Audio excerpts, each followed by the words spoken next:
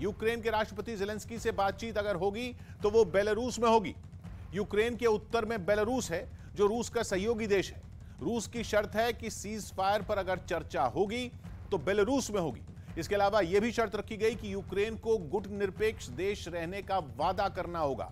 मतलब फिर दोहराया है रूस ने कि यूक्रेन को नाटो से कभी न जुड़ने का वादा करना होगा।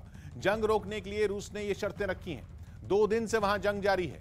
रूस की फौज जमीन पर भी लड़ रही है, आसमान से भी यूक्रेन के शहरों पर हमले हो रहे हैं और काला सागर वाली समुद्री सीमा से भी यूक्रेन पर अटैक हो रहा है। जंग में अब तक सैकड़ों लोगों के मारे जाने की खबर है। रूस की फौज दावा कर रही है कि उन्होंने यूक्रेन की राजधानी कीव के बहुत बड़े हिस्से पर कब्जा कर लिया है। हालांकि यूक्रेन ने भी अपनी राजधानी बचाने के लिए पूरी ताकत झोंकी हुई है।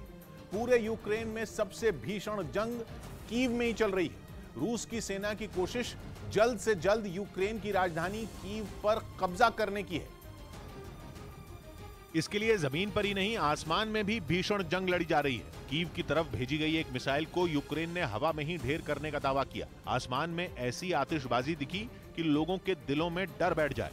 मिसाइल के टुकड़े आसमान से गिरते हुए ऐसे दिखे जैसे शहर पर एक साथ कई रॉकेट दागे गए हों। जहां भी मिसाइल के टुकड़े गिरे वहां भारी नुकसान की खबर आई। ऐसी ही किसी मिसाइल के कुछ टुकड़े एक बहुमंजिला इमारत पर गिरे। रिहायशी इमारत अगले ही पल लपटों में घिरी दिखने लगी। आग की ऊंची ऊंची लपटें निकली और इमारत खंडहर में बदल गई। रात के ही वक्त आग बुझाने का काम शुरू कर दिया गया। इमारत की कुछ मंजिलों में रोशनी भी दिखी, जिसकी वजह से अंदाजा लगाया जाने लगा कि इस इमारत में कई लोग रह रहे थे। जिसके बाद दावा किया जाने लगा कि मिसाइल गिरने से हुए हादसे में कई लोगों की जान चली गई। यूक्रेन की सरकारी एजेंसियां राहत और बचाव के ऑपरेशन में सुबह तक लगी रहीं। और सूरज निकलने के बाद जब लोगों की नजर इमारत पर गई तो हर कोई हैरान रह गया। बिल्डिंग पूरी तरह से तहस नहस हो चुकी थी। दीवारों पर कालिक पुती दिखी, खिड़कियां और बालकनी टूटी हुई दिखी। ऐसा मानना भी मुश्किल हो गया कि इस इमारत में कुछ घंटे पहले तक हजारों लोग रहा करते थे।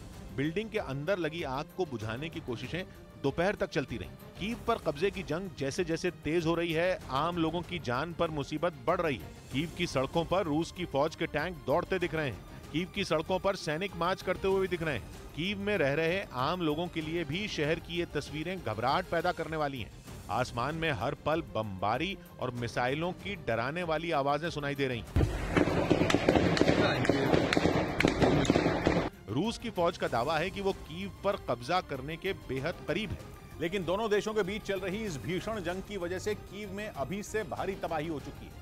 हमले के पहले दिन यूक्रेन पर रूस ने 200 से ज्यादा हवाई और मिसाइल हमले किए, जिनमें 130 से ज्यादा लोगों की मौत हो गई और लाखों लोग बेघर हो गए। रूस की सेना यूक्रेन की राजधानी कीव पर कब्जा जमाने के बाद ताबड़तोड़ हवाई हमले कर रही है, जिनके कुछ वीडियो भी सामने आए। एक वीडियो में शहर के एक इलाके में रूस के हवाई और मिसाइल हमले की वजह से जबरदस्त धमाके होते दिखाई दिए। धमाकों की वजह से पूरे इलाके में काले धुएं का गुबार छा गया। थोड़ी देर बाद वहां से कुछ ही दूरी पर एक और जोरदार धमाका हुआ, जिसकी वजह से आग और धुएं का गुबार आसमान में कई मीटर ऊपर उठता नजर आया।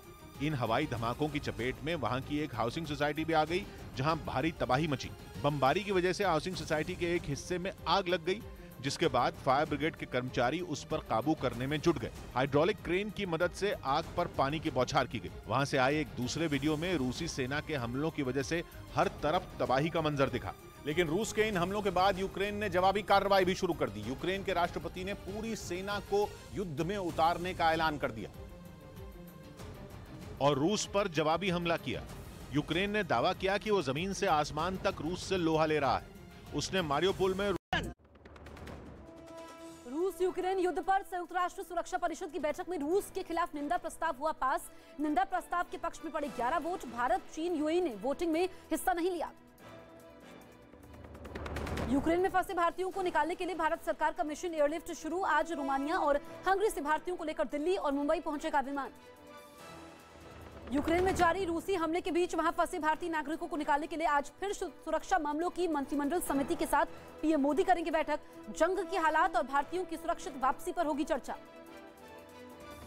नेटो ने एक बयान जारी करते हुए रूस के यूक्रेन पर हमले को नियमों का उल्लंघन करार दिया। साथ ही रूस को एक बार फिर यूक्रेन की सीमा से फौरन पीछे हटने की चेतावनी दी। रूस के हमले के बाद यूक्रेन में अफरा तफरी का माहौल। 48 घंटे के भीतर यूक्रेन से 50,000 से ज्यादा लोग भागकर पोलैंड और मोल्डोवा पहुंचे। रूस यूक्रेन युद्ध में अब तक 127 से ज्यादा लोगों की मौत की खबर, करीब 1 लाख से ज्यादा लोग हुए बेघर। रूस के राष्ट्रपति व्लादिमीर पुतिन ने यूक्रेन की सेना से अपनी ही सरकार का तख्ता पलट करने को कहा। पुतिन ने यूक्रेन की सरकार को आतंकवादी और उसके मंत्रियों को नशा करने वालों की टोली बताया। यूक्रेन पर हमले को लेकर रूस पर काउंसिल ऑफ यूरोप को बड़ी कार्रवाई, काउंसिल ऑफ यूरोप से रूस को बाहर करते हुए उसकी सदस्यता वापस ले ली गई। यूक्रेन ने रूस के कई टैंक तबाह करने का किया दावा। यूक्रेन के मिग ने रूस के सुखोई लड़ाकू विमान को मार गिराने का दावा किया।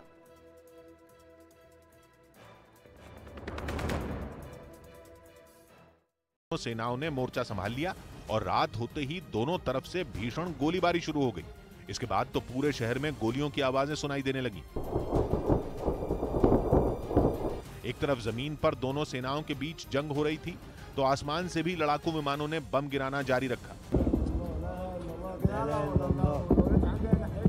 इससे एक दिन पहले खार्किव में यूक्रेन की सेना ने रूस के 4 टैंकों को मार गिराने का दावा किया। वहां से आई एक तस्वीर में सड़क पर 2 टैंक बुरी तरह जले हुए दिखाई दिए। वहीं पास में एक सैनिक का शव भी पड़ा हुआ नजर आया, जबकि सड़क के दूसरी तरफ भी एक जलता हुआ टैंक दिखाई दिया। हालांकि यूक्रेन भले ही रूस के हमले का तगड़ा जवाब देने का दावा कर रहा है, लेकिन वहां हालात लगातार बिगड़ते जा रहे हैं। हालांकि वहां की सेना ने युद्ध में अपनी पूरी ताकत झोंक दी, लेकिन रूस की भारी भरकम फौज और उसके हथियार यूक्रेन के लिए मुसीबत बन गए। और इसी मुसीबत से पार पाने के लिए यूक्रेन की सेना ने आम लोगों को हथियार देने शुरू कर दिए। यूक्रेन की राजधानी कीव में सेना ने हथियारों से लदे कई ट्रक पहुंचा दिए। इन ट्रकों पर रखे कई बक्सों में हथियार भरे थे, जिन्हें वहां सड़क पर उतार कर रख दिया गया।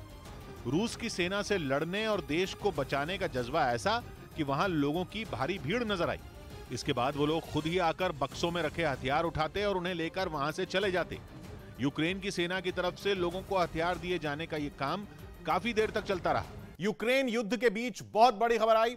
पूरी दुनिया का ध्यान रूस और यूक्रेन के बीच छिड़ी जंग पर है, लेकिन इसकी आड़ लेकर चीन ने नया खेल शुरू कर दिया। उसने इस लड़ाई का फायदा उठाते हुए ताइवान पर धावा बोल दिया है और एक साथ कई फाइटर प्लेन वहां भेज दिए। चीन की इस हरकत का ताइवान ने भी तगड़ा जवाब दिया और फौरन उसकी सेना ने चीनी लड़ाकू विमानों को खदेड़ दिया। लेकिन इसके पीछे एक बहुत बड़ी साजिश होने के संकेत मिल रहे हैं। माना जा रहा है कि पहले से चीन ने यह प्लान तैयार कर लिया था। वो ताइवान पर ठीक वैसे ही हमला करने की कोशिश में है जैसे यूक्रेन पर रूस ने किया। असल में चीन शुरू से ही ताइवान को अपना इलाका मानता आ रहा है, जैसे यूक्रेन को रूस अपना मानता रहा है। चीन को लगता है कि जब रूस ने अपने इलाके के लिए जंग छेड़ दी, तो क्यों ना वो भी ताइवान पर कब्जा करने की कोशिश शुरू कर दे, क्योंकि वो उस पर 70 साल से नजर गड़ा बैठा है। ऐसे में यूक्रेन में युद्ध छिड़ा तो चीन को लगा कि सबका ध्यान उधर है, इसी बहाने क्यों ना ताइवान की तरफ वो भी मोर्चा खोल दे। और इसीलिए रूस और यूक्रेन में चल रहे युद्ध की आड़ लेकर चीन ने ताइवान को हथियाने की चाल चलनी शुरू कर दी, क्योंकि जैसे यूक्रेन को रूस अपना हिस्सा मानता है, वैसे ही ताइवान को चीन अपना बताता है। रूस और यूक्रेन की जंग में ताइवान यूक्रेन के साथ खड़ा है और चीन रूस के साथ खड़ा है। एक दिन पहले ही ताइवान के रक्षा मंत्रालय ने जानकारी दी थी कि चीन के 9 एयरक्राफ्ट उसकी हवाई सीमा में घुस गए थे। और यह हरकत चीन ने उसी दिन की थी जिस दिन रूस ने यूक्रेन पर हमला किया था। ताइवान के रक्षा मंत्रालय ने ट्वीट करके यह